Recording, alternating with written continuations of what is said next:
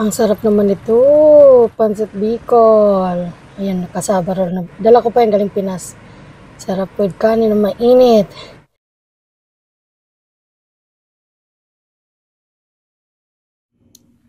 Ito ang mga ingredients sa paggawa ng Pancit Bicol.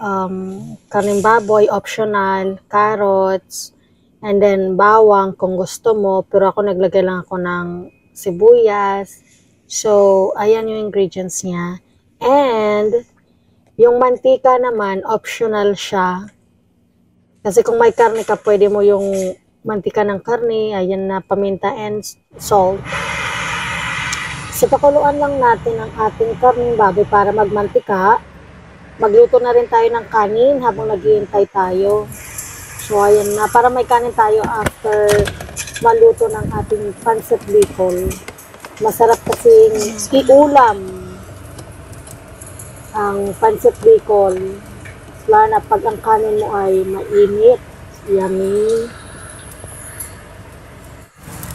And then, ito na nga, kumukulo na ang ating karne. Ito na ang ating Pancit Bicol from Batu.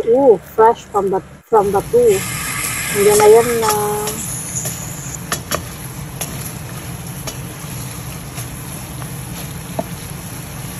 Yan, niluluto lang natin hanggang mag-brown.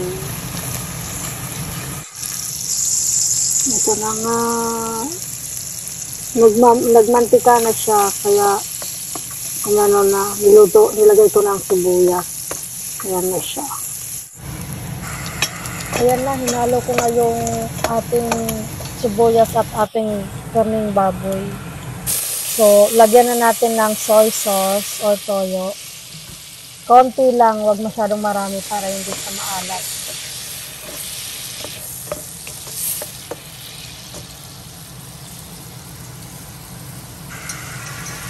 Ito na, lagyan na natin ng tubig. Nilagay ko ng mainit na tubig. Para mabilis maluto. Iniwalay ko rin yung karne, yung ibang niluto kong karne, para ilagay ko na siya sa huli. So, hintayin lang natin yan na kumulo, yung tubig na yan, bago natin ilagay ang Pancit Bicol. So, magtimpla muna tayo ng kape or Milo habang naghihintay tayong kumulo yung tubig.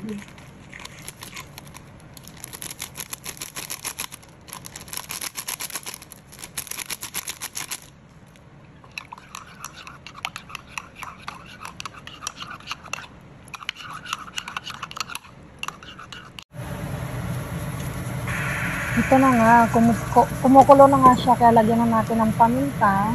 Ang nilagay ko yung durog at yung crack na paminta.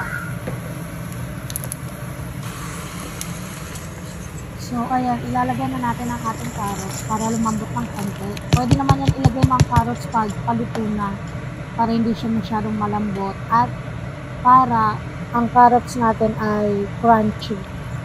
Lagyan din natin ng repolyo, partner ng repolyo, pero wala kasi kaming repolyo that time.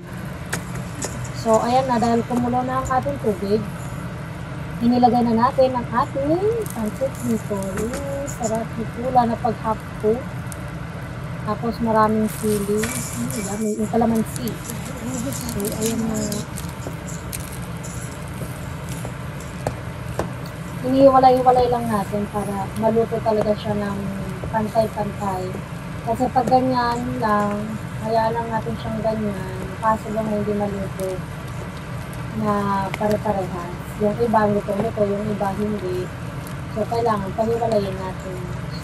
Ayan siya, nahalo-halo ko lang para mapag-iwalay. Like what I said, yung carrots pwedeng sa huli na ilagay para crunchy. So, yung hiniwalay natin kami, nilagay ko na sa ibabaw.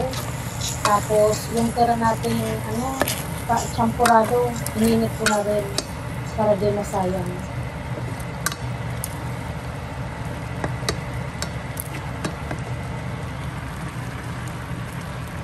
Ang sarap ng ating Pancit Bicol. Buto na siya.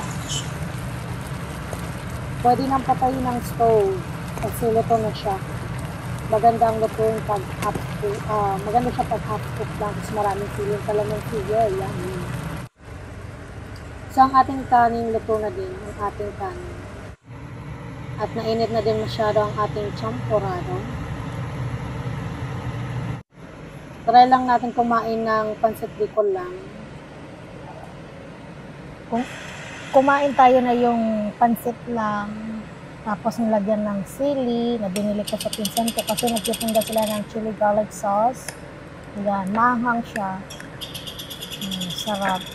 Sarap siya sa, ilagay sa pancit, especially pag sobrang anghang.